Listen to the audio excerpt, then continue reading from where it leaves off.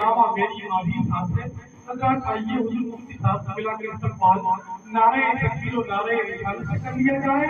نعرہ تکبیر، نعرہ رسالت، علماء اہل سنت، مسلک اعلی حضرت، نعرہ تکبیر، نعرہ رسالت. نہ گھٹے فکر سے لفظوں کا سمندر مہکے، ذکر سرکار سے محفل کا مقدر مہکے، مجلس واز کی زینت ہے آپ کے دم سے، آپ آ جائیں تو تقریر کا جوہر ہے.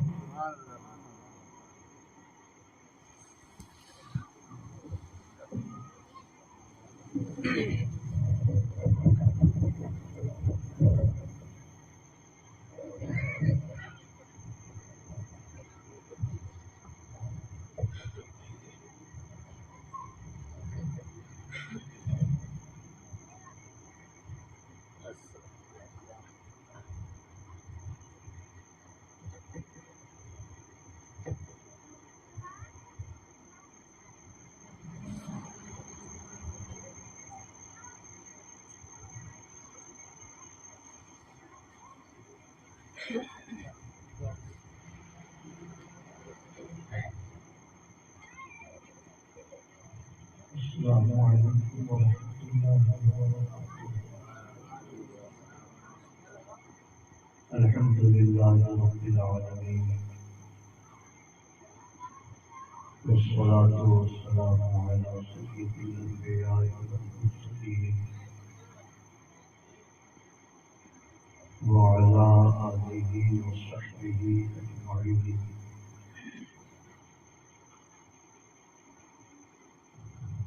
أما بعد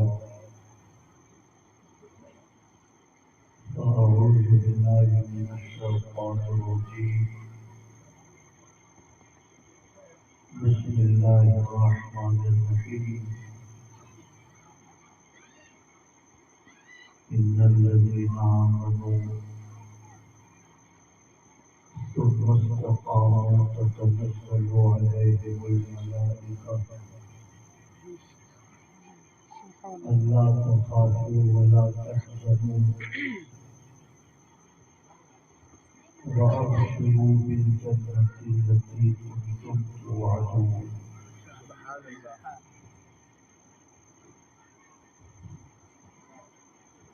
آمنت بالله صدق الله مولانا العظيم وصدق رسوله النبي الأمين الكريم. کتنی مشکل زندگی ہے، کس قدر آسان ہے موت، گلشن ہستی من بے نصیب ارزاں ہے موت. کوئی ہے ہلاس میں دولت کے کاشانے میں موت، دشت و در میں شہر میں گلشن میں ویرانے میں موت. موت کو سمجھے ہیں غافل، اختتام زندگی. موت کو سمجھے ہیں غافل، اختتام زندگی ہے یہ شام زندگی، صبح دوام زندگی. چھوڑ دو مائک کو چھوڑ دو.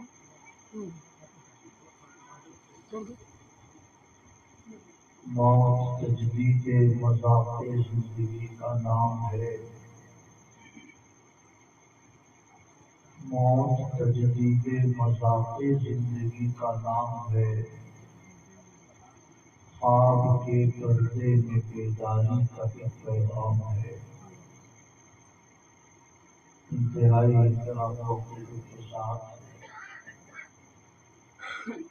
اپنے آقا کے دربار مقبول میں درود و سلام کی نظر پیش کیجیے. اللہم صلی علی سیدنا و مولانا محمد معدن الشرف والکرم وعلی آلہ وصحبہ وبارک وسلم. صلاۃ و سلام علیک یا رسول اللہ۔ رفیقان گرامی، آج کی اس مجلس کا اہتمام عالی جناب عبدالقدوس صاحب، جناب محمد اختر صاحب، جناب محمد مختار شرمہو اور ان کے اہل خانہ نے اپنے والد مرحوم کے ایصال ثواب کے لیے کیا ہے۔ طاہر صاحب مرحوم ماہ سوا ماہ قبل اس دنیا سے رخصت ہو گئے۔ دعا کر لیجیے اللہ رب العزت ان کے گناہوں کو معاف فرمائے، ان سے جو کوتاہیاں جو لغزشیں سرزد ہوئی ہوں اللہ پاک اپنے کرم سے ان کوتاہیوں سے درگزر فرمائے اور انہیں اپنے جوار رحمت میں جگہ عطا فرمائے۔ ساؤنڈ کو کھولو، تھوڑا سا ساؤنڈ کھولو، بیس کم کرو۔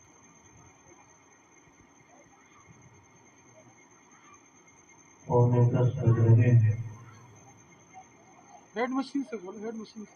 10:30 بجے کے آس پاس یہ محفل اختتام پذیر ہو جائے گی اور آپ حضرات اپنے گھروں کو واپس تشریف لے جا سکیں گے۔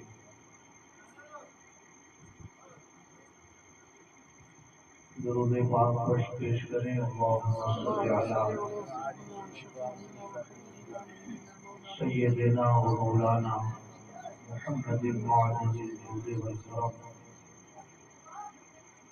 وعلی آلہ وصحبہ وبارک وسلم۔ صلاۃ و سلام علیک یا رسول اللہ۔ کسی بھی انسان کی موت اگر ایمان کی حالت میں ہو تو اللہ تعالی اسے جنت ضرور عطا فرماتا ہے۔ سبحان اللہ۔ اگر گناہ گار ہو کر مرا تو گناہوں کی سزا بھگتنے کے بعد اسے جنت دی جاتی ہے۔ نیکوکار ہو کر مرا تو برزخی زندگی ختم ہو جانے کے بعد، حساب و کتاب کے بعد ڈائریکٹ اس کا داخلہ جنت میں ہوتا ہے۔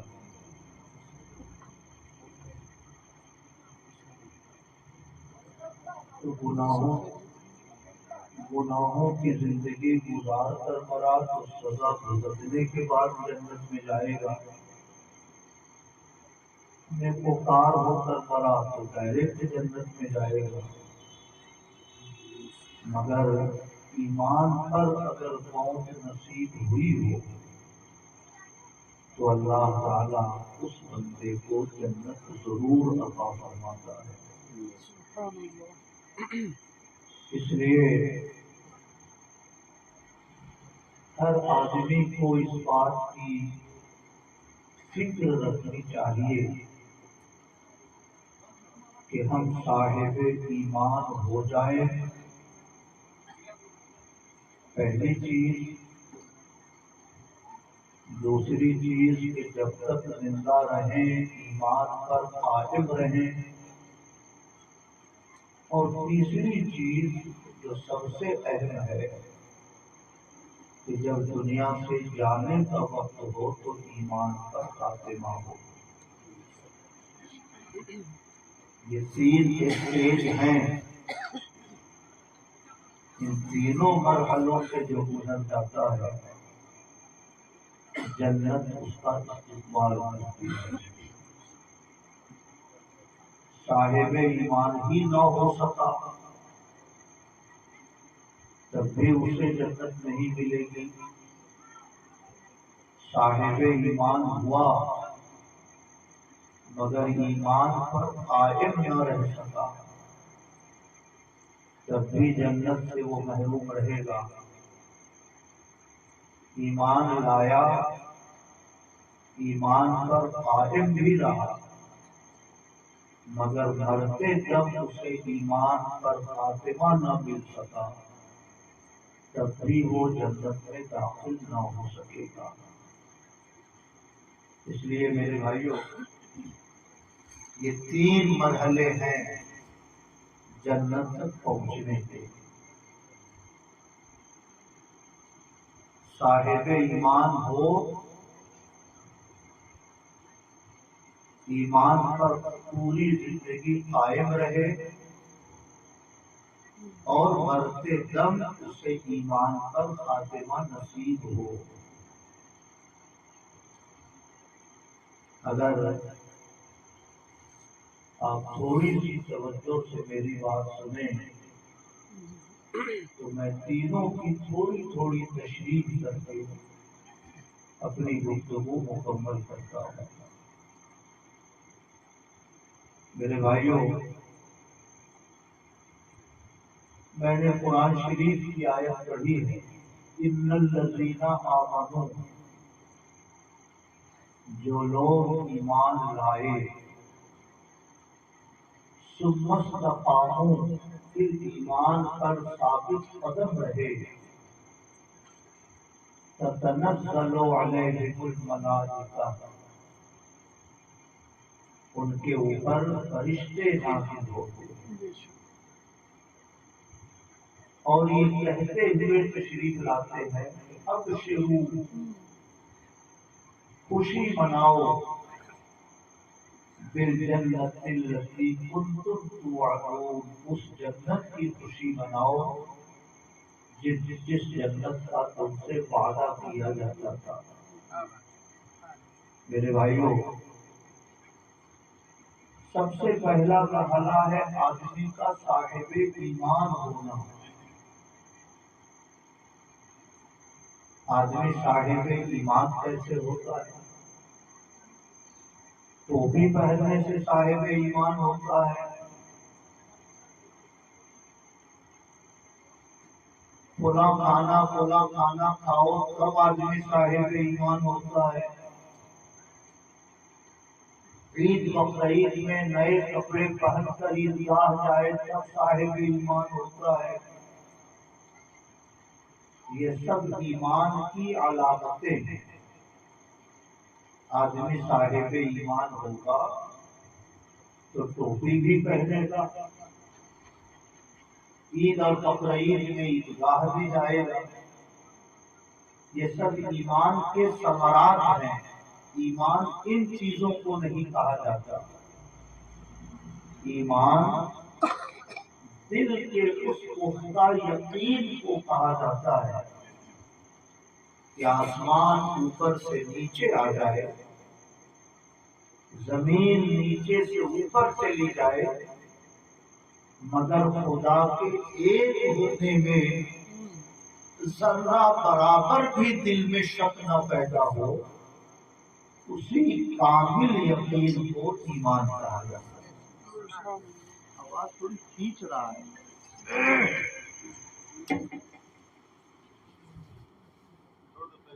دنیا کے حالات کچھ بھی ہو جائیں، مگر دل میں خدا کے ایک ہونے کا جو یقین ہو،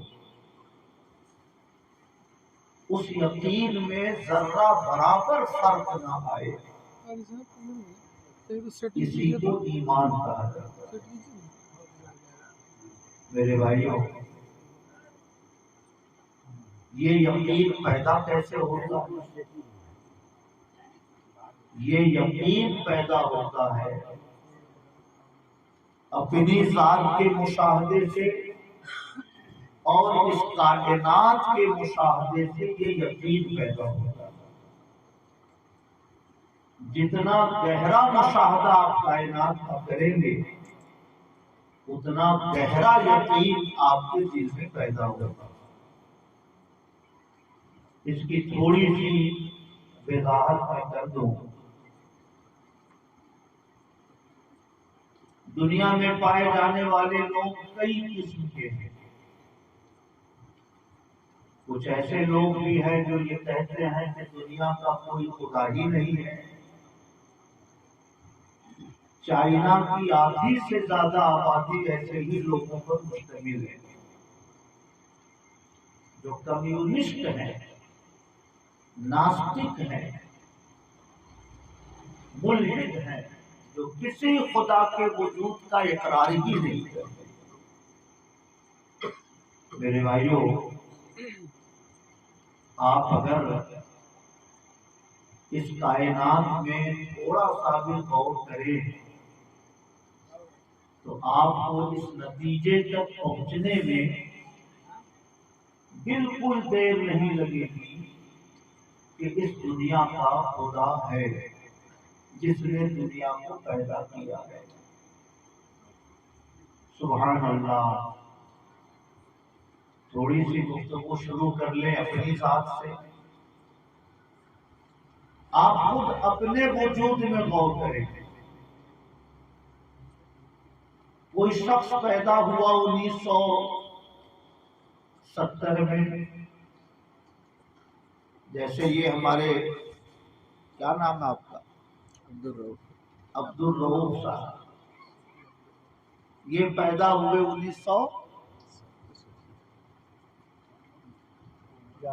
1954 میں۔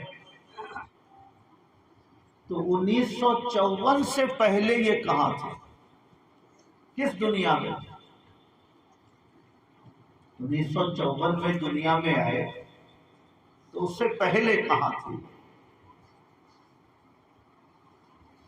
مسلمانوں کا یہ نظریہ ہے کہ دنیا میں آنے سے پہلے ہر چیز کی روح عالم ارواح میں رہتی ہے۔ جب ماں باپ ایک دوسرے سے قریب ہوتے ہیں،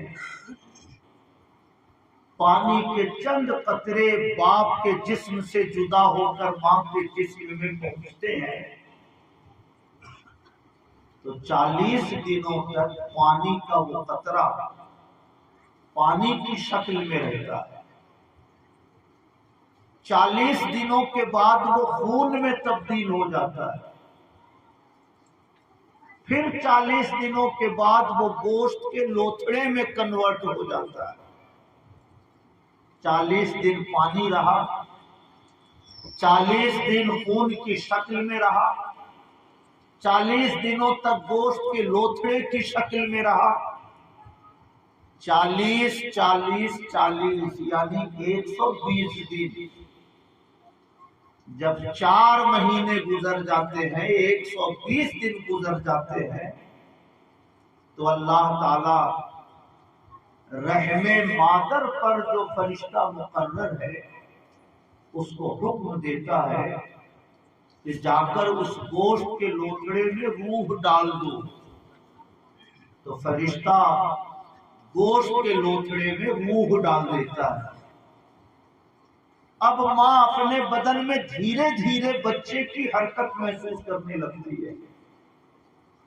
5 مہینہ گزرا، 6 مہینہ گزرا، 8 مہینہ گزرا، 9 مہینہ گزرا، 15 مہینہ گزرا، 2 سال گزرا۔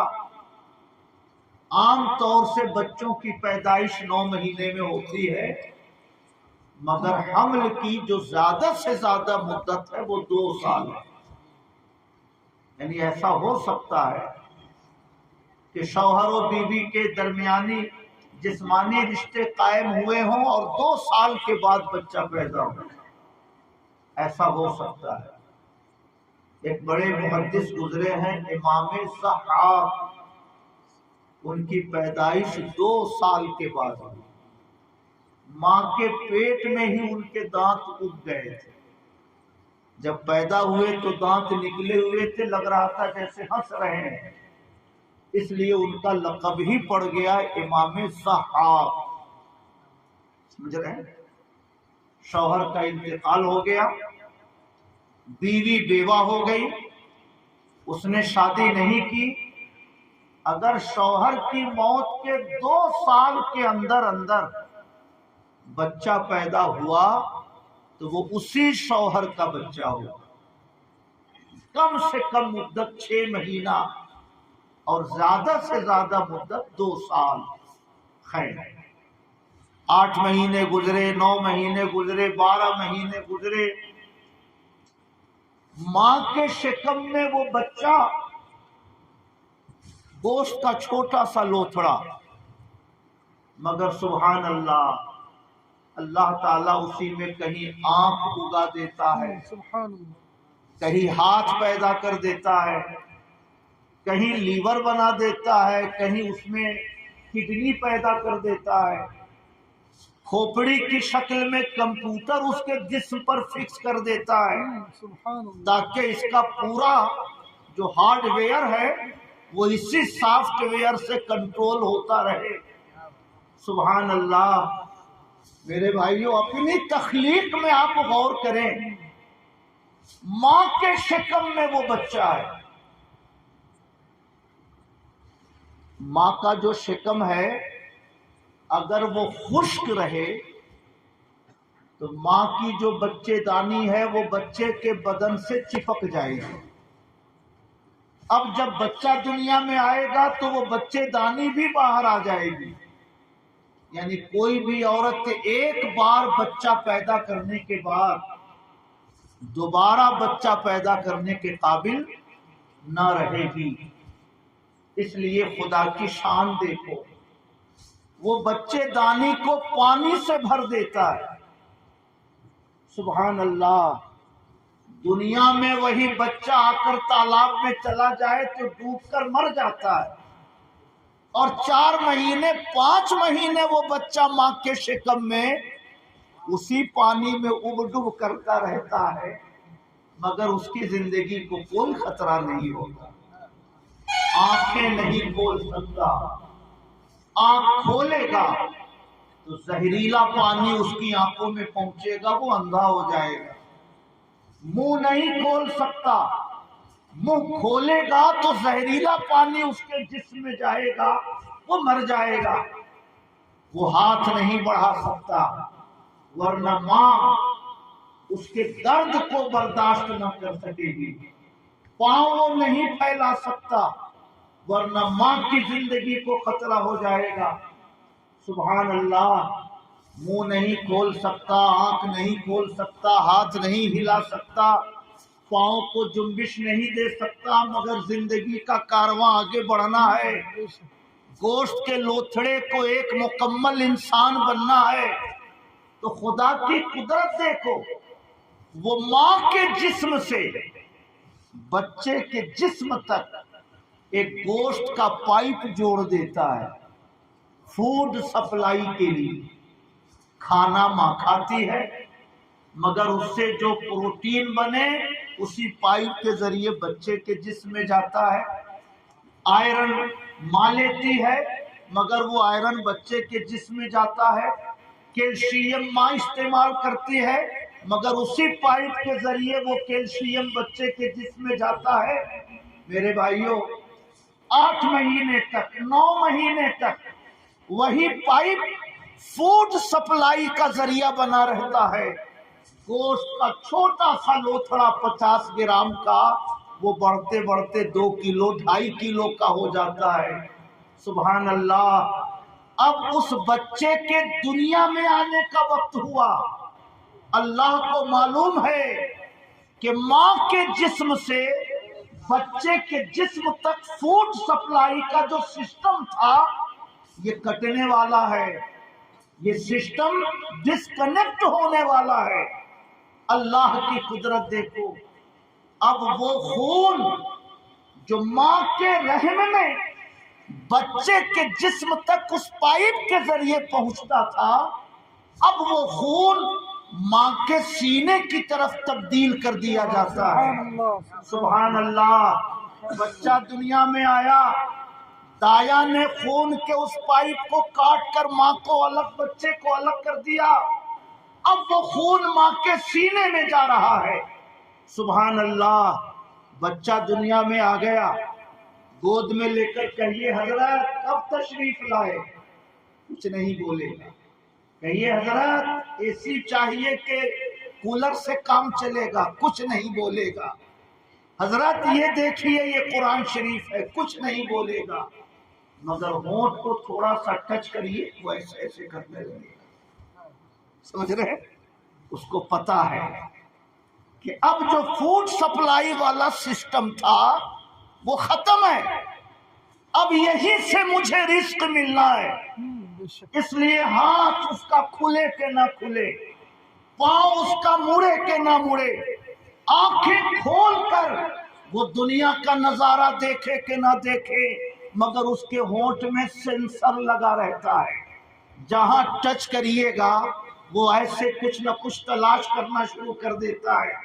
اور سبحان اللہ، بچے کا پیٹ ہے چھوٹا، اگر 1 کلو دودھ اکٹھے پی لے وہ پیٹ بلاسٹ کر جائے گا، اس لیے اس کو دن بھر میں 25 بار دودھ چاہیے، تھوڑا تھوڑا۔ اللہ تعالیٰ نے ماں کے سینے میں دودھ کی شکل میں آب حیات کا جو 2 چشمہ جاری فرمایا تھا، اس میں دودھ کی پیدائش اتنی بڑھا دی جاتی ہے کہ بچہ 50 بار دودھ پینا چاہے، اس کارخانہ قدرت میں دودھ کی کبھی کوئی کمی نہیں ہوئی۔ سبحان اللہ۔ مہینہ گزرا، فوڈ سپلائی ہو رہا، 2 مہینہ گزرا، دودھ کی پیدائش ہو رہی ہے، 6 مہینہ گزرا، دودھ کی پیدائش ہو رہی ہے۔ اب بچہ بسکٹ چبانے لگا، کھیرا زبان پہ رکھنے لگا، پانی تھوڑا سا پینے لگا، انسان جیسے خارجی رزق کو کھانے کے قابل ہونے لگا۔ اب دودھ کے کارخانہ قدرت میں دودھ کی پیدائش دھیرے دھیرے کم ہونے لگی، بچہ سال بھر کا ہوا، 1.5 سال کا ہوا، خارجی غذاؤں کو کھانے کے قابل ہو گیا، اب وہ کارخانہ بند ہو جاتا ہے۔ سبحان اللہ۔ میں آپ سے عرض کرنا چاہتا ہوں 1000 بچے پیدا ہوں مگر کوئی بچہ ایسا نہیں ہوتا کہ ناک یہاں نہ ہو کر کن پٹی پہ لگ جائے۔ 1000 بچوں میں کوئی بچہ ایسا نہیں ہوتا کان یہاں فکس نہ ہو کر موڈھے پہ فکس ہو جائے۔ کوئی بچہ ایسا نہیں ہوتا جس کی کڈنی یہاں نہ ہو کر گھٹنے کے پاس فکس ہو جائے۔ کوئی بچہ ایسا نہیں ہوتا جس کا پاؤں نیچے نہ ہو کر گردن کے اوپر اگ جائے۔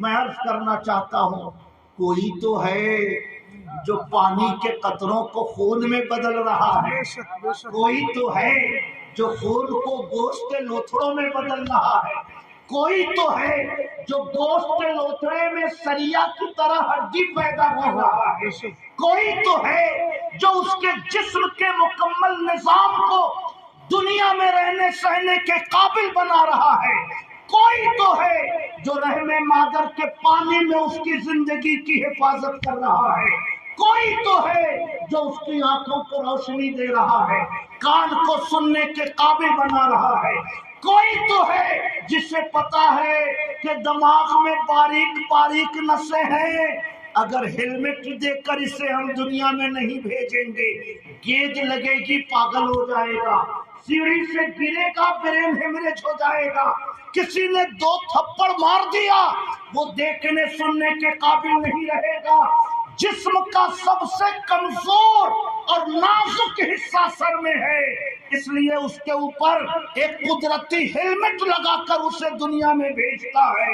میں عرض کرنا چاہتا ہوں پانی کے چند قطروں سے لے کر دنیا میں آنے تک کا جو سفر ہے اس سفر کی پیچیدگی میں غور کر لو، تمہاری زبان خود پکار اٹھے گی فَتَبَارَكَ اللَّهُ أَحْسَنُ الْخَالِقِينَ۔ وہ کتنا برکت والا ہے جو انسانوں کو اتنے بہتر انداز میں پیدا کرواتا ہے۔ محبت سے کہیے سبحان اللہ۔ اس لیے میرے بھائیوں ایمان لانے کے لیے اپنے وجود میں غور کرنا پڑے گا۔ ایمان لانے کے لیے اپنی زندگی کے نظام میں غور کرنا پڑے گا۔ ایمان لانے کے لیے زندگی کے کائنات کے مظاہر کا مشاہدہ کرنا پڑے گا۔ جتنا مشاہدہ کرتے جاؤ گے دل میں یقین پختہ ہوتا جائے گا، اور جس دن دل یہ پکار اٹھے کہ ہاں کوئی خدا ہے جس نے میری آنکھوں کو روشنی دی ہے، کوئی خدا ہے جس نے میری آنکھوں کو سننے کی قوت دی ہے، کوئی خدا ہے جس نے مجھے بولنے کی طاقت دی ہے، کوئی ہے جس نے میرے جسم میں خون کے دوران کو باقی رکھنے کے لیے قلب پیدا کیا ہے، کوئی تو ہے جو غذاؤں کے عرق کو خون میں بدلنے کے لیے اس نے جگر پیدا کیا ہے۔ جس روز دل پکار اٹھے اسی دن آپ صاحب ایمان ہو جایا کرتے ہیں۔ رسمی ایمان کے دائرے سے نکل کر حقیقی ایمان کے دائرے میں پہنچ جایا کرتے ہو۔ اس لیے میرے بھائیوں، ایمان والا ہونے کے لیے باہر دیکھنے کی ضرورت نہیں، اپنے اندر جھانک لو، خود تمہارے دل میں ایمان کا چراغ روشن ہو اٹھے گا۔ اب کوئی ہزار سمجھاتا رہے خدا نہیں ہے، کوئی ہزار سمجھاتا رہے ایسا نہیں ہے ویسا نہیں ہے، بے مطلب کا اس چکر میں پڑے ہو، مگر کہو گے کہ یہ پاگل ہے، یہ نادان ہے، یہ بغیر خدا کے میں دنیا میں کیسے پیدا ہو سکتا ہوں۔ سبحان اللہ۔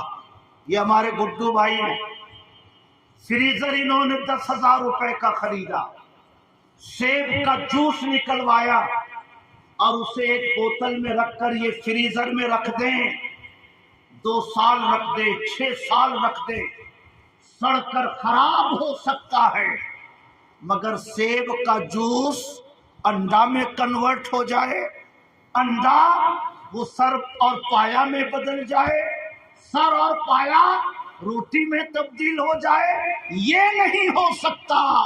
آپ 10 سال جوس کو رکھو، سڑ گل کے وہ ناقابل استعمال ہو سکتا ہے، مگر جوس دودھ نہیں بن سکتا، اور دودھ جوس میں تبدیل نہیں ہو سکتا۔ سبحان اللہ۔ کوئی تو ہے جو پانی کے چند قطروں کو خون میں بدلتا ہے، کوئی تو ہے جو خون کو گوشت کے لوتھڑے میں بدلتا ہے، کوئی تو ہے جو گوشت کے لوتھڑے میں آنکھیں اگاتا ہے، کان اگاتا ہے، پاؤں اگاتا ہے، ہاتھ اگاتا ہے، ہمارے جسم میں نظام ہضم پیدا کرتا ہے، ہمارے جسم میں قلب پیدا کرتا ہے۔ کوئی تو ہے جو انسان کو دنیا میں چلنے پھرنے کے قابل بناتا ہے، کوئی تو ہے یہ شک جب آپ کے یقین میں تبدیل ہو جائے تو آپ کا دل مومن ہو جاتا ہے، آپ کا دماغ مومن ہو جاتا ہے، آپ زبان سے لا الہ الا اللہ کہو کہ نہ کہو مگر تمہارا پورا وجود پکار اٹھتا ہے، لا الہ الا اللہ، اللہ کے سوا ہمارا کوئی خدا نہیں۔ کہیے سبحان اللہ۔ میرے بھائیوں، 3 اسٹیج ہم نے بتائے ہیں۔ صاحب ایمان ہونا، ایمان پر قائم رہنا اور ایمان پر خاتمہ ہونا۔ جب 3 مرحلے طے کر کے کوئی انسان آخرت کی طرف قدم بڑھاتا ہے تب جا کر وہ جنت کا مستحق ہوتا ہے۔ سبحان اللہ۔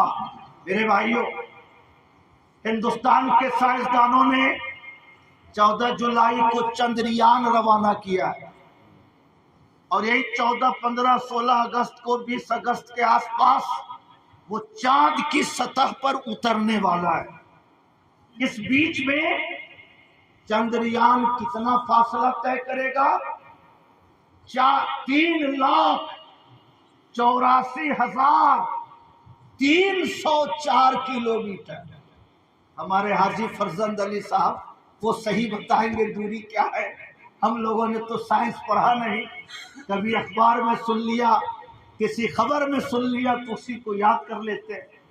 3,84,304 کلومیٹر یہ چندریان فاصلہ طے کر کے تب چاند پر پہنچے گا۔ میرے بھائیوں، یہ دھرتی سے سب سے قریب سیارہ ہے، دھرتی سے سب سے قریب سیارہ ہے، جو 4 لاکھ کلومیٹر کی دوری پر ہے۔ منگل گرہ میں نے سنا ہے کہ 3 کروڑ کلومیٹر کی دوری پر ہے، سورج 9 کروڑ کلومیٹر کی دوری پر ہے۔ میرے بھائیوں، میں عرض کرنا چاہتا ہوں، سائنس والے کہتے ہیں بگ بینگ ہوا، دھماکہ ہوا، اس سنسار میں مختلف گیسیں تھیں، ان گیسوں میں ٹکراؤ ہوا، کچھ چاند بن گیا، کچھ سورج بن گیا، کچھ پانی میں بدل گیا، کچھ حصہ سوکھ گیا، وہ مانو جاتی کے رہنے کے قابل ہو گیا۔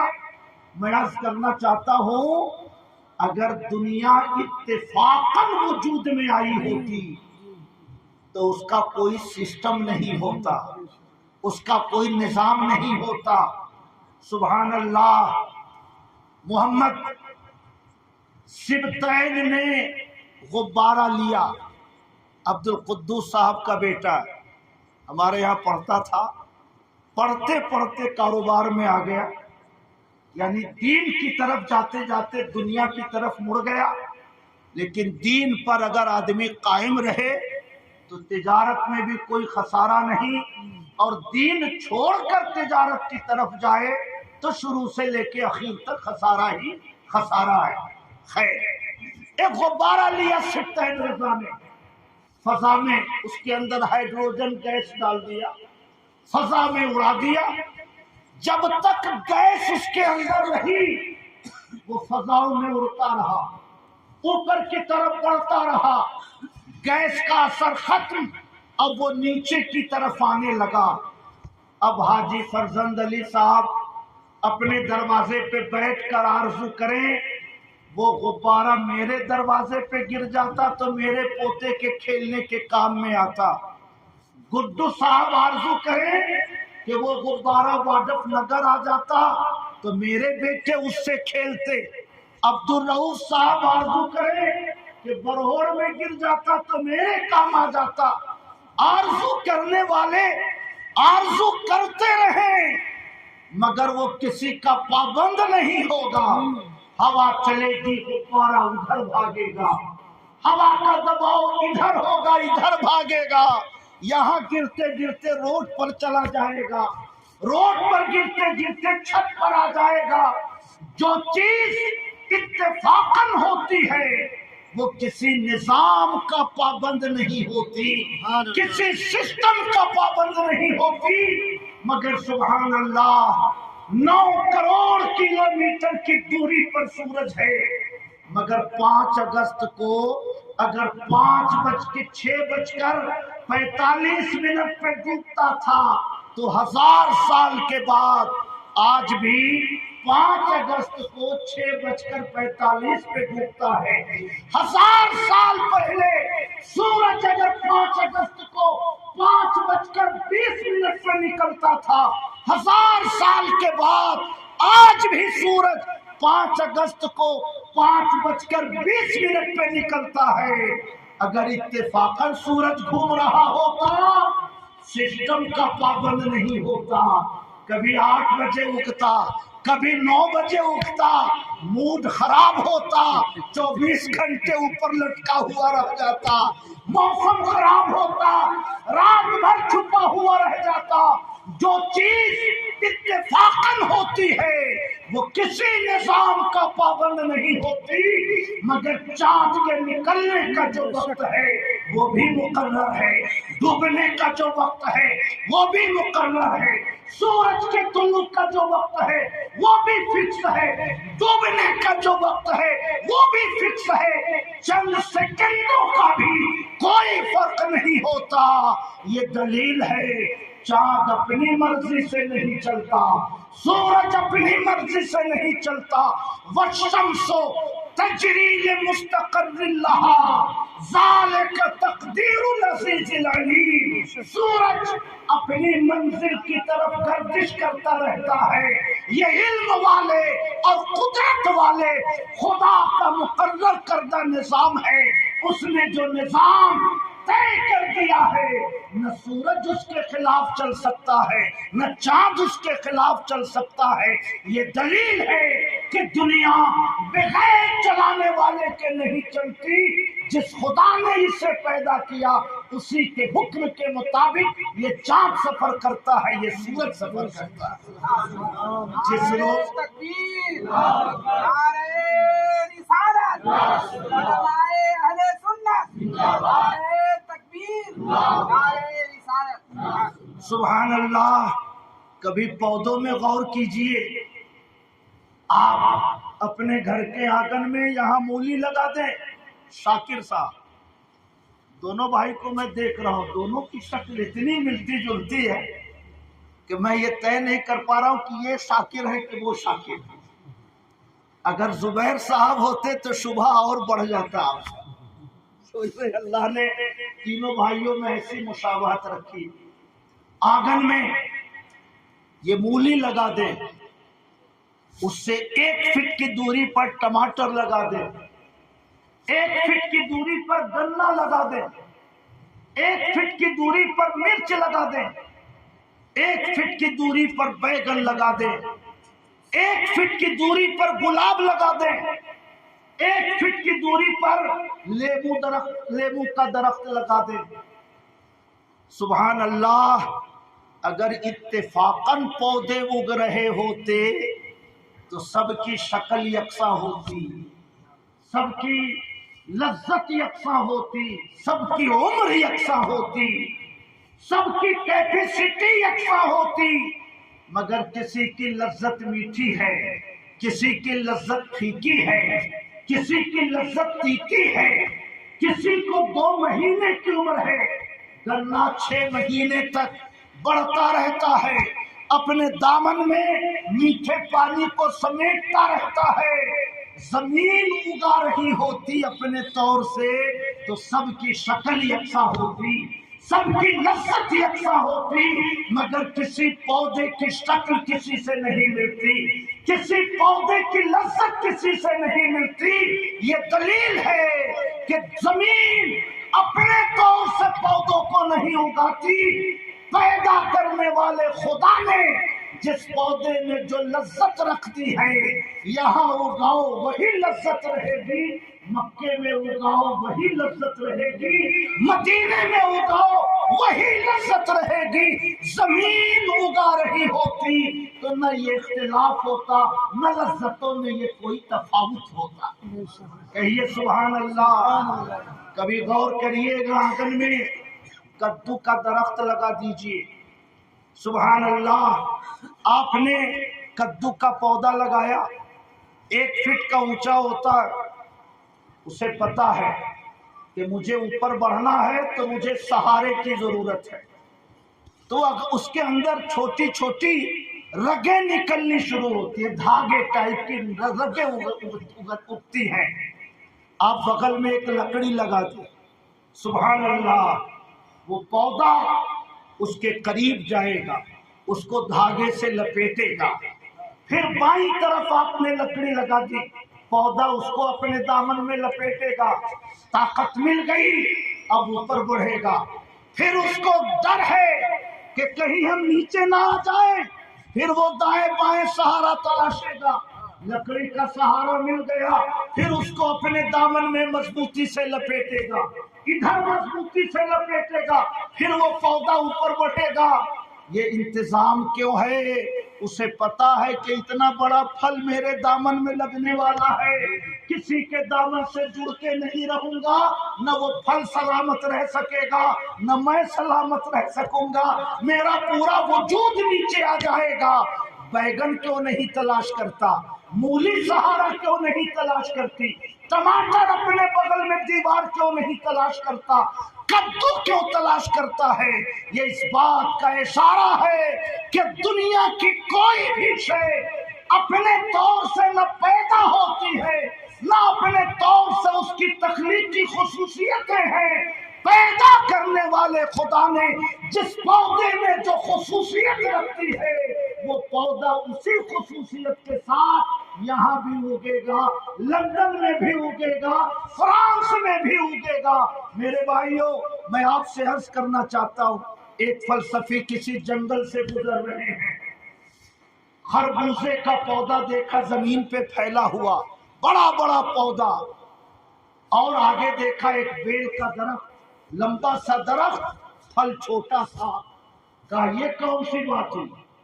اللہ اگر قدرت والا ہے، حکمت والا ہے، تو خربوزے کا پودا کمزور ہے تو پھل چھوٹا ہونا چاہیے، بیل کا درخت مضبوط ہے تو پھل بڑا ہونا چاہیے، پودا کمزور تو پھل بڑا، اور پودا مضبوط تو پھل چھوٹا۔ یہ تو حکمت کے خلاف ہے، یہ تو تقاضائے اصول حکمت کے خلاف ہے۔ یہ سوچتے ہوئے جھومتے ہوئے آگے بڑھ رہے ہیں، ہوا چلی، ببول کے درخت، بیل کے درخت، بیل کے درخت سے ایک بیل ٹوٹا اور ان کے سر پہ گرا، ماتھا پکڑ کے بیٹھ گئے، کہا مولا تیرا کرم ہے کہ تو نے خربوزے کو نیچے رکھا، اگر یہاں وہ خربوزہ ہوتا تو آج تو میری سیوا سماپت ہو گئی۔ کہیے سبحان اللہ۔ میں عرض کرنا چاہتا ہوں، خدا غیب الغیوب ہے، خدا کو ماتھے کی نگاہوں سے میرے نبی کے سوا کسی نے نہیں دیکھا۔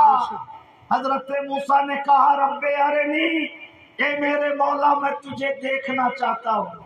غیب سے آواز آئی لن ترانی، مجھے نہیں دیکھ سکتے ہو، مگر نبی کی دعا تھی، اس لیے اللہ نے رد نہیں فرمایا، ارشاد فرمایا یہ تمہارے سامنے کوہ طور ہے، اسے دیکھو، میں اس پر اپنی تجلی ڈالتا ہوں۔ اگر تم نے کوہ طور کو دیکھ لیا، کوہ طور پر میرے جلوے دیکھ لیے، تو تم میری ذات کا بھی مشاہدہ کر سکتے ہو۔ اللہ نے اپنے جلووں کی تجلی ڈالی، حضرت موسیٰ نے کوہ طور کو اسی لمحے میں دیکھا، مگر جلووں کی تاب نہ لا سکے، زمین پہ تشریف لے آئے۔ میں عرض کرنا چاہتا ہوں، جب اتنے جلیل القدر پیغمبر اللہ کی ذات کا مشاہدہ نہیں کر سکتے تو ہم اور آپ کس کھیت کی مولی ہیں؟ ہم اور آپ اس کی ذات کا مشاہدہ کیسے کر سکتے ہیں؟ اس لیے خدا نے اپنی ذات کو چھپا رکھا ہے، مگر اپنی ذات کی نشانیوں کو سورج کی شکل میں پیدا کر دیا ہے، چاند میں اپنی نشانیاں رکھتی ہے، زمین میں نشانیاں رکھتی ہے، سمندر کی گہرائیوں میں اپنے وجود کی نشانیاں رکھتی ہے۔ دور کیوں جاتے ہو؟ وفی انفسکم، تمہاری ذات میں بھی اس نے اپنی نشانیاں رکھی ہے۔ خدا کو دیکھ کر تم ایمان لانا چاہو گے، قیامت تک اسے نہیں دیکھ سکتے ہو۔ خدا کے وجود کی نشانیاں دیکھ کر ایمان لانا چاہو گے تو ایک پودا بھی تمہیں مومن بنانے کے لیے کافی ہوگا۔ محبت سے کہیے سبحان اللہ۔ اس لیے میرے بھائیوں، ان الذین آمنوا، جو لوگ ایمان لائے، نبی کے زمانے کے لوگ تھے، معجزہ دیکھ کر ایمان لائے، چاند کا ٹکڑا ہونا دیکھ کر ایمان لائے، سورج کا لوٹنا دیکھ کر ایمان لائے۔ اب نبی کے فیضان کرم سے، ان کی ظاہری صحبت سے ہم محروم ہیں۔ اب ان معجزات کو دیکھ کر ہم ایمان نہیں لا سکتے۔ ایمان لانے کا راستہ یہی ہے کہ خدا کے وجود کی نشانیاں جو پوری کائنات میں پھیلی ہیں دیکھتے جاؤ، تمہارے دل میں یقین کا اجالا پیدا ہوتا جائے گا اور تم صاحب ایمان ہوتے چلے جاؤ۔ کہیے سبحان اللہ۔ یہ پہلا مرحلہ ہے۔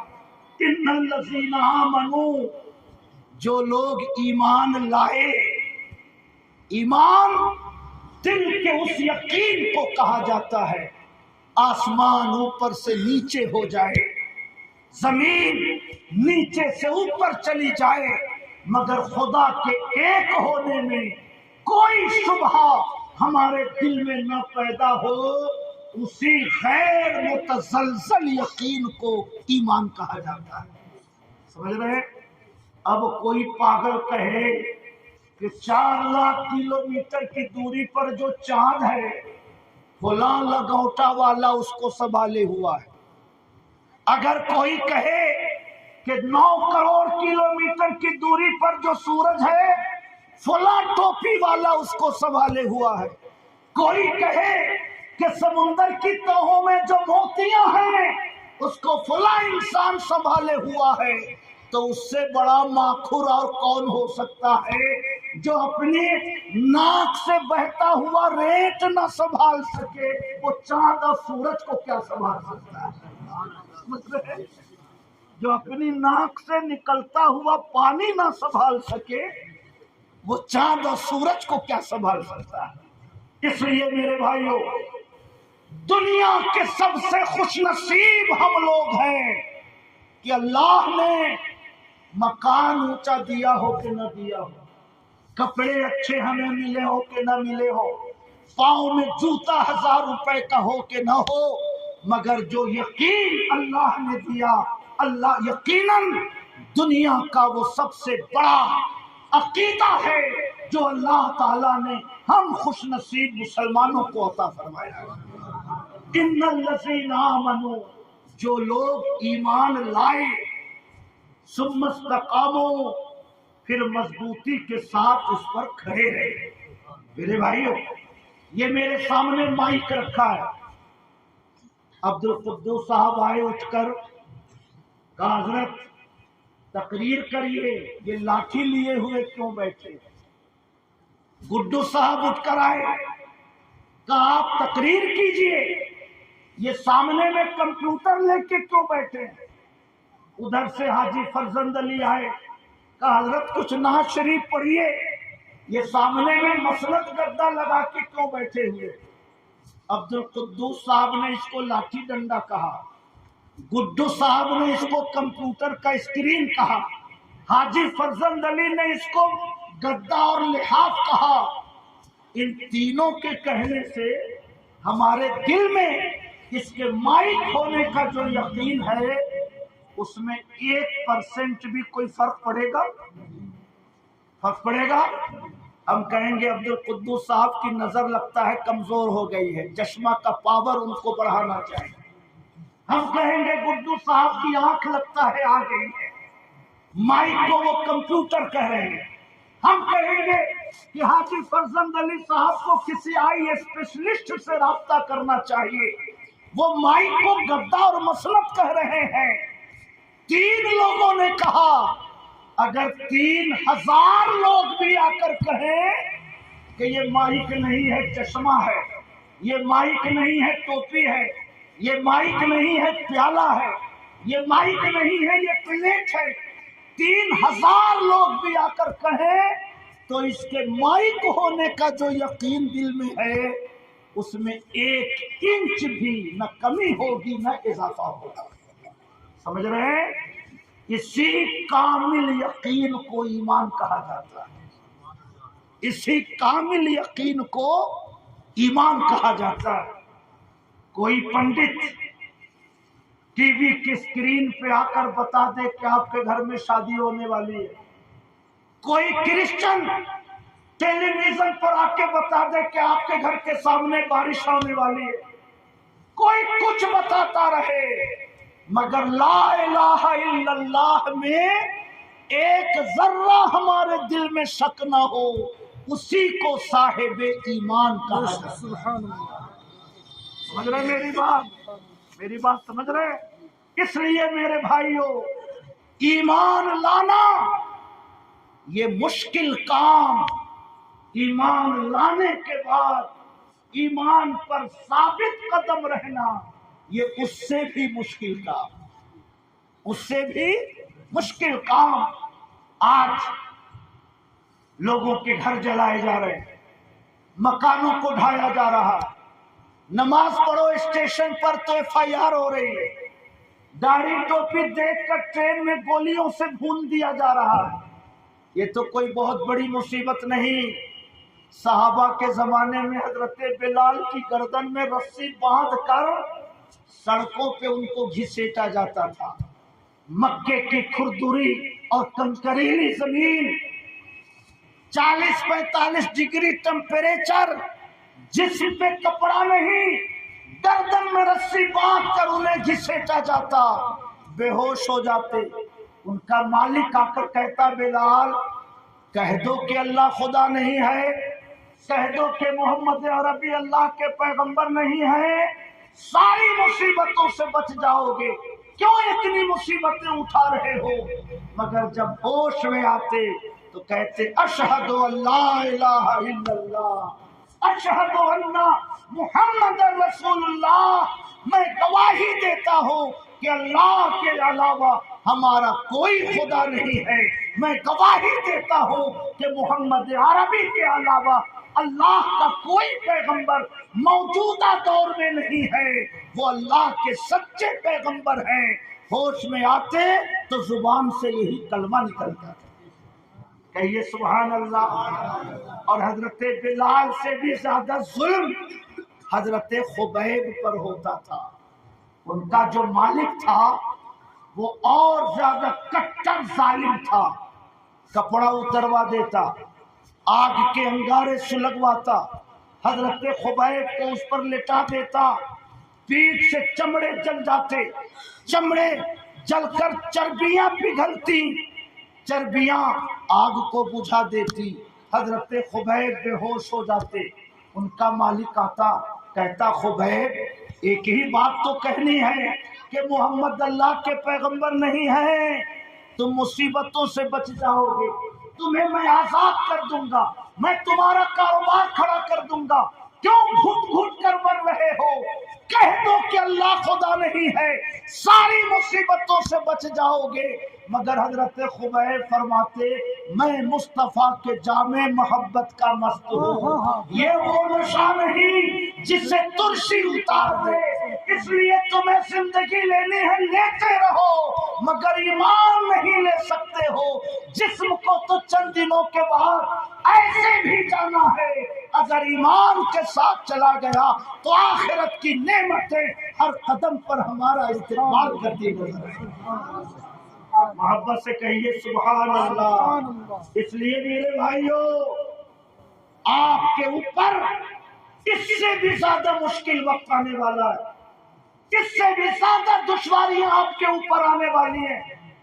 आका ने फरमाया, एक वक्त आएगा तुम्हारे ऊपर कि जैसे भूखे लोग दस्तरखान पर टूट पड़ते हैं, वैसे ही तुम पर दुनिया की कौमें टूट पड़ेंगी। साहबा ने अर्ज किया, हुजूर क्या हमारी तादाद कम होगी जिसकी वजह से दुनिया वाले हम पर टूट पड़ेंगे? आका ने फरमाया, नहीं, तुम्हारी संख्या कम नहीं होगी, तुम्हारे दिलों में कमजोरी पैदा हो चुकी होगी। साहबा ने कहा, हुजूर वो कमजोरी क्या होगी? फरमाया, तुम्हारे दिल में जिंदगी की मोहब्बत और मौत का डर ऐसा पैदा हो जाएगा कि बड़ी तादाद में होते हुए भी दुनिया की कौमें तुम्हें नोचेंगी, दुनिया की कौमें तुम्हें लूटेंगी। जैसे भूखे लोग दस्तरखान पर टूटते हैं, वैसे ही तुम्हारे ऊपर दुनिया वाले टूट पड़ेंगे। आज इस्राइल में फिलिस्तीनी मुसलमानों का सीना यहूदी छलनी कर रहे हैं, सीरिया अमेरिका बमबारी कर रहा है, इराक लाखों नौजवानों का खून अमेरिकी बहा चुके, अफगानिस्तान लाखों बच्चे मुसलमान यतीम हो चुके, लाखों औरतें बेवा हो चुकी। ये सारा जुल्म मुसलमानों पर, ये सारा सितम मुसलमानों पर, ये सारी मुसीबतें मुसलमानों पर। बात वही है कि जिस दरख्त पर फल होता है पत्थर उसी दरख्त पर चलता है, सूखे दरख्तों पर फल नहीं चल, पत्थर नहीं चलाया जाता। सूखे चश्मों से पानी नहीं खींचा जाता। जिस कौम के पास ईमान की दौलत होती है उसी को लोग जुल्म का निशाना बनाते हैं। जिनका सीना नूरे ईमान से खाली हो वो तो ऐसे ही कटी हुई पतंग है, उनके ऊपर जुल्म करने की क्या जरूरत है। समझ रहे हैं? इसलिए मेरे भाइयों, अल्लाह का करोड़ों बार शुक्रिया अदा करो कि उसने हम सबको साहिब ईमान बनाया। मगर अल्लाह से हमेशा दुआ करते रहो, मौला तूने हमें ईमान दिया तो ईमान पर साबित कदम रखना। मुसीबतें आती हैं, सब्र करने की हिम्मत देना। घर ढाया जाता है, हिम्मत देना कि सब्र हम करें। मौला दुनिया की हर नेमत छिन जाए मगर ईमान सीने से न रुखसत हो। ला इलाहा इल्लल्लाह का नगमा हमारी जुबान से रुखसत न हो। ईमान मिला है तो ईमान पर साबित कदम रहने की कोशिश करते रहना और दुआ करते रहना। समझ रहे हैं? इतना सेकुलर बनने के चक्कर में मत पड़ना कि गुनगुनाने लगो हम हिंदू बनेंगे न मुसलमान बनेंगे। इंसान की औलाद है, इंसान बनेंगे।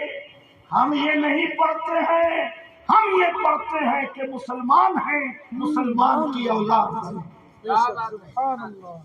हम सिर्फ इंसान की औलाद नहीं है, इंसान की औलाद तो दुनिया का हर फर्द है। हम दुनिया के खुशनसीब मुसलमान हैं, इसलिए हम मुसलमान हैं, मुसलमान रहेंगे, मुसलमान बनकर जिएंगे और जाने का वक्त आया तो इंशाअल्लाह मुसलमान बनकर जाएंगे। समझ रहे हैं? तो दिलों में डर मत पैदा होने देना। ऐसा ना हो कि कोई उलझन हो तो हाथ जोड़ के खड़े हो जाओ। ऐसा ना हो कोई परेशानी आए तो पेशानी पे कशका लगा के खड़े हो जाओ। ऐसा ना हो नौकरी बचाने के लिए पत्थर के मुजस्समों पर माला डालना शुरू कर दो। नहीं, दुनिया की हर नेमत चली जाए मगर ईमान को न जाने देना, क्योंकि जन्नत ला इलाहा इल्लल्लाह पढ़ने वाले को सिर्फ नहीं मिलती, पढ़कर मजबूती से जो खड़ा रहता है जन्नत उसका मुकद्दर होती है। जन्नत की नेमतें उस बंदे को मिला करती। समझ रहे हैं मेरे भाइयों? ईमान लाना अल्लाह का करम और ईमान पर कायम रहना अल्लाह का उससे बड़ा करम, और ईमान पर दुनिया से जाना ये अल्लाह का सबसे बड़ा करम। समझ रहे? ईमान पर दुनिया से जाना ये अल्लाह का सबसे बड़ा करम। सुभान अल्लाह। ईमान पर दुनिया से जाओगे कैसे?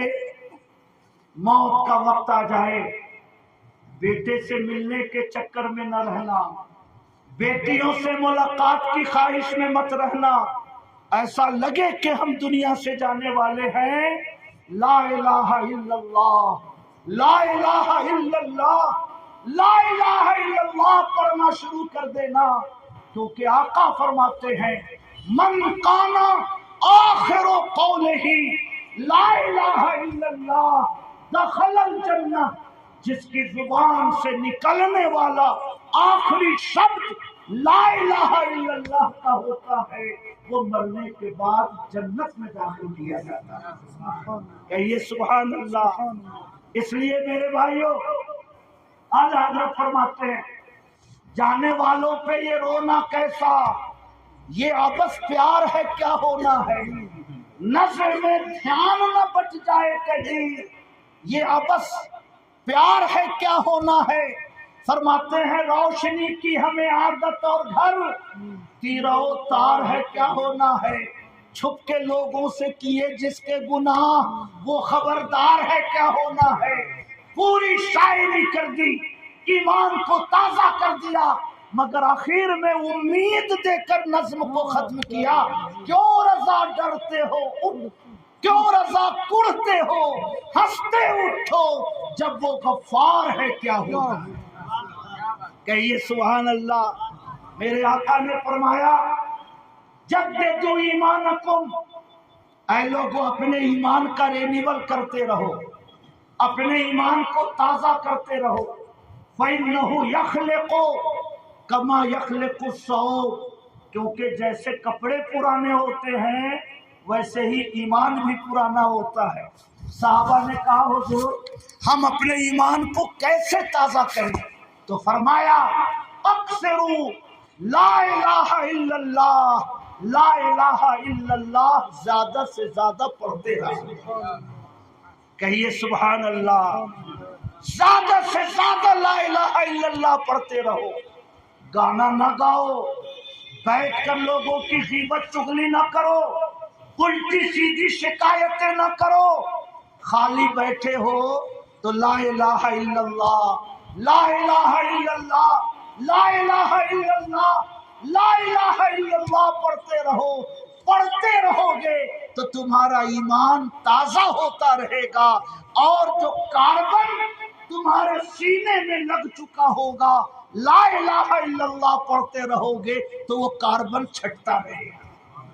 کہیے سبحان اللہ. اس لیے میرے بھائیوں، سلسلہ قادریہ میں آپ مرید ہوں، چشتیہ میں ہوں، نقش بندیہ میں ہوں، سہروردیہ میں ہوں، کسی بھی سلسلے میں مرید ہوں، مگر مریدوں کو 2-3 وظیفہ ضرور سکھایا جاتا ہے. لا الہ الا اللہ پڑھا کرو. کوئی بزرگ کہتے ہیں 500 بار پڑھو، کوئی کہتے ہیں 1000 بار پڑھو. کوئی بزرگ دیکھتے ہیں میرا مرید کاروباری ہے یہ پڑھ نہیں پائے گا، کہتے ہیں 200 بار پڑھو. مگر لا الہ الا اللہ کا وظیفہ ہر سلسلے کے بزرگوں نے ضرور عطا فرمایا ہے. سمجھ رہے ہیں؟ اور خدا کا پتہ کیسے ملا؟ خدا کی وحدانیت کا یقین کس کی بارگاہ سے ملا؟ گنبد خضرا والے کی بارگاہ سے ملا. اس لیے 100 بار ہی صحیح، 200 بار ہی صحیح، مگر درود شریف بھی پڑھتے رہو، لا الہ الا اللہ پڑھو، تاکہ خدا کی وحدانیت کا یقین پختہ ہو. اور صلی اللہ علیہ یا رسول اللہ پڑھو، تاکہ خدا کی وحدانیت کا پتہ جس بارگاہ سے ملا ہے اس بارگاہ کرم کا حق بھی ادا کر دے. کہیے سبحان اللہ. چلتے ہو تو گناہ، بولتے ہو تو گناہ، کاروبار کرتے ہو تو گناہ، رشتہ داریاں کرتے ہو تو گناہ. زندگی کے 2/3 حصے تمہارے گناہوں میں گزرتے ہیں. اس لیے تیسرا کام جو بزرگان دین اپنے مریدوں کو سمجھاتے ہیں کہ استغفر اللہ ربی، استغفر اللہ ربی، استغفر اللہ ربی ضرور پڑھتے رہو، تاکہ اس کی برکت سے تمہارے وجود سے گناہوں کا دھبا دھلتا رہے اور تمہارا دامن زندگی گناہوں کی نحوستوں سے پاک ہوتا رہے. سمجھ رہے؟ دین کی بنیاد 5 چیزوں پر، نماز، روزہ، حج، زکوٰۃ، توحید. ویسے ہی طریقت کی بنیاد 3 چیزوں پر، لا الہ الا اللہ، صلی اللہ علیہ یا رسول اللہ، اور استغفر اللہ ربی من کل ذنب واتوب الیہ. طریقت کی بنیاد انہی 3 چیزوں پر ہے. سمجھ رہے؟ سبحان اللہ. لا الہ الا اللہ پڑھو گے ایمان تازہ ہوگا.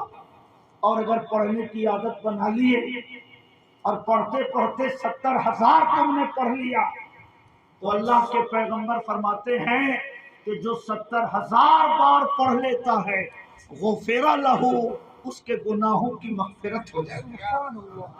کہیے سبحان اللہ. نقصان کسی میں نہیں ہے. پڑھا ایمان تازہ ہوا، پڑھا اللہ کی وحدانیت کا یقین پختہ ہوا، اور پڑھتے پڑھتے اگر 70,000 کی سنکھیا پوری ہو گئی تو اللہ کی مغفرت استقبال کرتی ہے اور اپنے بندوں کے گناہوں کو اللہ کی رحمت بخش دیا کرتی. کہیے سبحان اللہ. اعلیٰ حضرت، اسی پر میں گفتگو ختم کر دوں، اس لیے گھبرائیے نہیں، 11:15 بج گئے. اعلیٰ حضرت امام محمد رضا کے پاس ایک مرید آئے، کہا حضور میرے خاندان کی ایک خاتون کا انتقال ہوا. कल मैंने उनको ख्वाब में देखा है, उनके बदन पर कोई कपड़ा नहीं था। हुजूर कैसा ख्वाब है, ताबीर बताई जाए। आला हज़रत ने फरमाया ख्वाब अच्छा नहीं है, ये उसके बुरे अंजाम का इशारा है। उसके लिए कुरान पढ़वाइए, उसके नाम पर सदका व खैरात कीजिए, और अगर हो सके तो उसके नाम पर 70,000 कलमा पढ़वा कर 70,000 कलमे का सवाब उसकी रूह को पहुंचाइए। समझ रहे हैं? फिर आला हजरत ने एक वाकया लिखा कि गौसे आजम के जमाने के एक बुजुर्ग हैं मुहीउद्दीन इब्ने अरबी, सुभान अल्लाह, सैयदुल मुकाशिफीन इनको कहा जाता है। वो फरमाते हैं कि बगदाद में एक जगह मेरी दावत थी। एक नौजवान था बगदाद में जिसके बारे में मशहूर था कि इसको कश्फ बहुत होता है। समझ रहे हैं? बैठे बैठे किसी के दिल के हालात का पता हमको चल जाए, इसको कश्फ कहते हैं। तो नौजवान के बारे में मशहूर था कि इसको कश्फ बहुत होता है। उसकी भी दावत थी। जब दस्तरखान बिछ गया, हम लोग खाने के लिए बैठे, तो अचानक वो नौजवान तेज आवाज में रोने लगा। तो मैंने उससे पूछा क्यों रो रहे हो भाई, ये तो खाने के लिए हम लोग आए हैं, ये रोने का कौन सा मौका? तो उस नौजवान ने कहा रअयतु उम्मी फिन्नार, मैंने अपनी माँ को जहन्नम में अभी अभी देखा है। आग में जलता हुआ देखकर मुझे रोना आ रहा है। इमाम मुहीउद्दीन इब्ने अरबी फरमाते हैं कि मैंने 70,000 कलमा अपने लिए पढ़ रखा था, उसका सवाब मैंने किसी को नहीं पहुंचाया था। जब उस नौजवान ने कहा कि मैंने अपनी माँ को जहन्नम में देखा है, तो मुझे ख्याल आया कि क्यों न मैं वो कलमा बख्श दूं उसको। तो मैंने दिल ही दिल में 70,000 बार जो कलमा पढ़ा था, उसका सवाब मैंने उसकी माँ की रूह को इसाले सवाब कर दिया। थोड़ी देर के बाद नौजवान हंसने लगा। मैंने पूछा अब क्यों हंस रहे हो? उस नौजवान ने कहा अब अपनी माँ को मैंने जन्नत में देखा। सुभान अल्लाह, कहिए सुभान अल्लाह। इमाम मुहीउद्दीन इब्ने अरबी फरमाते हैं कि उस नौजवान के कश्फ से मुझे पता चला कि 70,000 कलमा पढ़ने की सूरत में मग़फ़िरत की जो हदीस है वो हदीस सही है। और हदीस के सदक़े में मुझे पता चला कि इसके बारे में कश्फ की जो बात मशहूर है वो बात भी सही है। कहिए सुभान अल्लाह। इसलिए मेरे भाइयों, अपने मरहूमीन के लिए कुरान पढ़कर सवाब पहुंचाओ। कुरान कलाम इलाही है, उसकी बराबरी कोई चीज नहीं कर सकती। कुरान रब का कलाम है, उससे अफजल कोई कलाम नहीं। इसलिए अल्लाह तौफीक दे तो कुरान पढ़ो, गरीबों को खाना खिलाओ, मस्जिदों में ताउन करो, मदरसों में किताबें खरीद कर बच्चों को पढ़ने के लिए वक्त कर दो। मगर खास तौर से जो काम हमें अपने मरहूमीन के लिए करना चाहिए, घर के लोग, रिश्तेदार, बेटे भतीजे आपस में बांट लें। 10,000 कलमा आप पढ़ दो, 10,000 आप पढ़ दो, 10,000 आप पढ़ दो, 10,000 आप पढ़ दो, ताकि 40वें से पहले पहले 70,000 पूरा हो जाए। और जब 40वें की मजलिस हो तो कलाम पाक, दुरूद, तस्बीह और तहलील, इन तमाम अस्कार के साथ साथ 70,000 कलमे का सवाब भी मरहूम की रूह को पहुंचाया जाए। कहिए सुभान अल्लाह, और मोहब्बत से कहिए सुभान अल्लाह। इसलिए मेरे भाइयों, अब तो 40वां गुजर गया, पता नहीं मुख्तार ने पढ़ा कि नहीं पढ़ा, या 98 99 में ही तीनों लगे रहते हैं, ये तो अल्लाह बेहतर जाने। नहीं पढ़ा तो अब से पढ़ना शुरू कर दीजिए, है ना। 1 महीने में, 1.5 महीने में 70,000 जिस दिन पूरा हो जाए, हाथ उठा लीजिए, मौला जो हमने पढ़ा है टूटे फूटे अंदाज में رب العالمین اس کو قبول کر لے اور اس کا ثواب میرے والد مرحوم طاہر حسین صاحب کو عطا فرما دے۔ اللہ اپنے نام کی برکت سے اپنے بندوں کی مغفرت فرماتا ہے۔ جو 70,000 پڑھ کر بخشتا ہے اس کی بھی مغفرت ہوتی ہے، اور جو پڑھتا ہے پڑھنے والے کی بھی مغفرت ہوتی ہے، کیونکہ اس کے ایصال ثواب کا ذریعہ تو وہی بنا۔ کہیے سبحان اللہ۔ میرے بھائیوں، اس لیے ان تینوں بھائیوں کو یہ کام خصوصی طور سے کرنا چاہیے، بیٹوں کو بھتیجوں کو کرنا چاہیے۔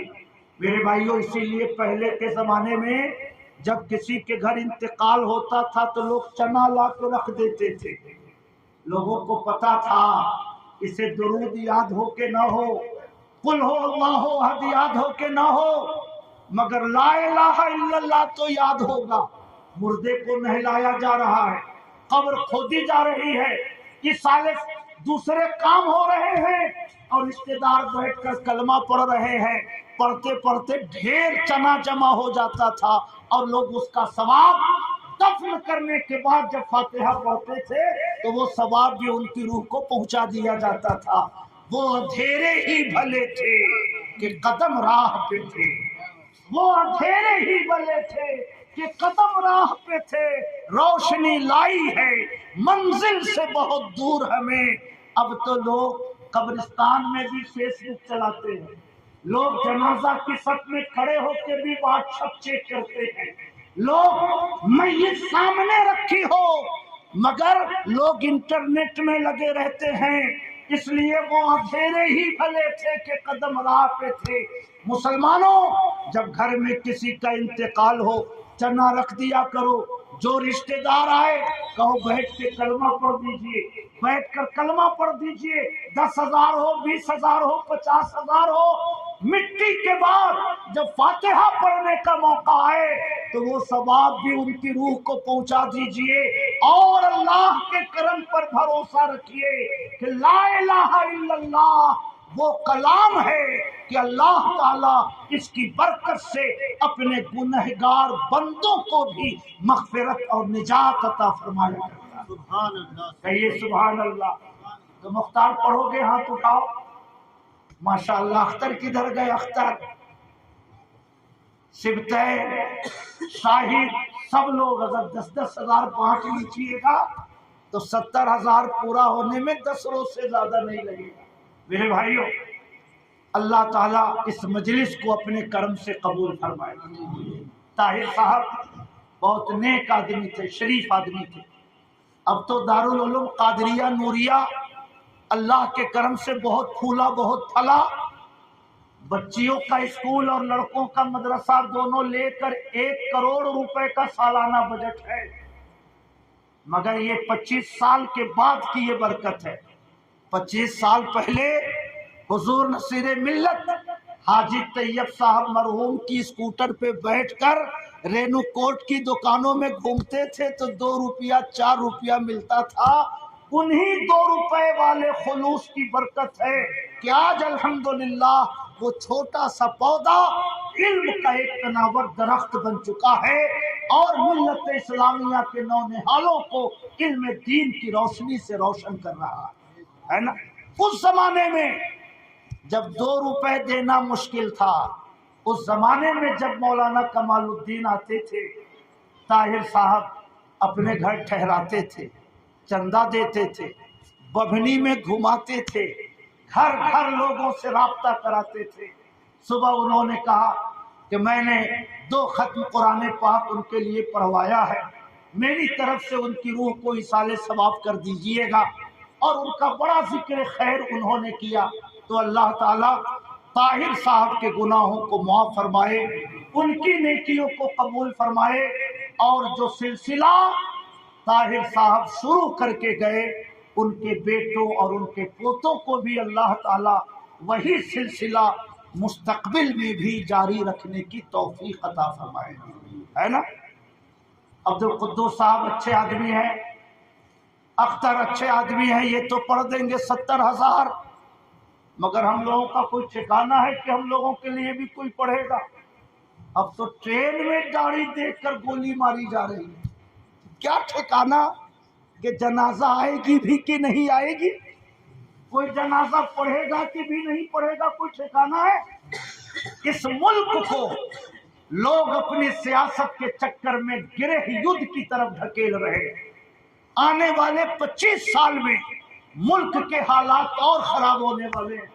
اس لیے میرے بھائیوں, اس انتظار میں نہ رہو کہ اختر پڑھوا دے گا, مختار پڑھوا دے گا. اپنا انتظام خود کرو. صبح اٹھو 1000 بار کلمہ پڑھو, شام کو سونے جاؤ 1000 بار کلمہ پڑھو. اگر روزانہ 2000 کلمہ کی عادت بنا لی جائے, مہینے میں 60,000 ہو جائیں گے. 1.5 مہینہ ہوتے ہوتے 75,000. کبھی دادا کی روح کو بخش دو, پھر پڑھنا شروع کرو. 1.5 مہینے 2 مہینے میں 70,000 ہو گئے. کبھی ماں کی روح کو بخش دو, پھر پڑھنا شروع کرو. کبھی نانا کو بخش دو, پھر پڑھنا شروع کرو. کبھی نانی کو بخش دو. اتنا یقین رکھو کہ جتنے لوگوں کے لیے پڑھ کر ثواب پہنچاؤ گے, ان سب کے برابر اللہ تعالی آپ کو بھی اجر و ثواب عطا فرمائے گا. وہ دنیا کا بینک ہے کہ خرچ ہو تو بجٹ کم ہوتا ہے. یہ خدا کی رحمتوں کا خزانہ ہے. جتنا تقسیم کرتے جاؤ گے اس رحمت میں کوئی کمی نہیں ہوگی. جتنے کو پہنچاؤ گے اس سے زیادہ اللہ تعالی آپ کو بھی عطا فرمائے گا, ہے نا. اپنا انتظام خود کرو. مجھے ایسا لگتا ہے کہ 10 15 20 سال کے بعد ببنی میں میری تقریر ہو سکتا ہے کہ آنے والے پھر 20 سال کے بعد تقریر ہو. اس لیے آپ لوگ ہاتھ اٹھا کر بتائیے کتنے لوگ روزانہ 1,000 بار کلمہ پڑھیں گے. ہاتھ اٹھا کر وعدہ کیجئے کہ ہم انشاءاللہ پڑھیں گے. بس ایک ہی آدمی پڑھیں گے انشاءاللہ. سب لوگ پڑھیے. آدمی جب نیت کر لیتا ہے تو نیکیوں کا سلسلہ شروع ہو جاتا ہے. ہم نے نیت کر لی کہ ددھی جاؤں گا تو 1 پارہ پڑھوں گا, گھر پہنچ کے نہ بھی پڑھ سکے, مگر نیت پختہ ہو تو اللہ تعالیٰ 1 پارے کا ثواب عطا فرما دیتا ہے. اس لیے سب لوگ کم سے کم 2000 بار پڑھیے. اب 2000 نہ ہو سکے تو 1000 بار تو شاکر بھائی ضرور پڑھیے. 1000 بار درود شریف ضرور پڑھیے. 1000 بار استغفر اللہ ربی ضرور پڑھیے. کیونکہ زندگی کا بھروسہ پہلے بھی نہیں تھا, کورونا کے بعد بھروسہ اور کمزور ہو گیا ہے. ملک کے حالات کو دیکھتے ہوئے امید اور کمزور ہو گئی ہے. اس لیے کچھ نہ کچھ اپنے لیے مغفرت کا سامان اکٹھا کرتے رہو, تاکہ اگر آنکھ بند ہو تو درودوں کا نور تمہاری قبر کو روشن کر دے. کلمہ طیبہ کی خوشبو تمہارے کفن کو معطر کر دے. اتنا پڑھتے رہو, اللہ کا ذکر کرتے رہو کہ سفر میں بھی مارے جاؤ, کوئی جنازہ پڑھے کہ نہ پڑھے, مگر کلمہ طیبہ تمہاری شفاعت کے لیے انشاءاللہ قبر میں آئے گا اور تمہیں جنت کی بشارت وہ عطا کرے گا. وہ تو نہایت سستا سودا بیچ رہے ہیں جنت کا, ہم مفلس کیا مول چکائیں, اپنا ہاتھ ہی خالی ہے. اللہ تعالیٰ اس مجلس کو قبول فرمائے. ہم سب لوگوں کو ایمان پر مضبوطی کے ساتھ کھڑا رہنے کی توفیق عطا فرمائے. زندہ رہیں تو ایمان پر زندہ رہیں, اور جانے کا وقت ہو تو لا الہ الا اللہ پڑھتے ہوئے دنیا سے جائیں. اللہ تعالیٰ اس مجلس کو قبول فرمائے اور ہمارے دینی بھائی طاہر حسین صاحب مرحوم کے گناہوں کو معاف فرما کر اللہ تعالیٰ انہیں جنت میں اعلیٰ مقام عطا فرمائے.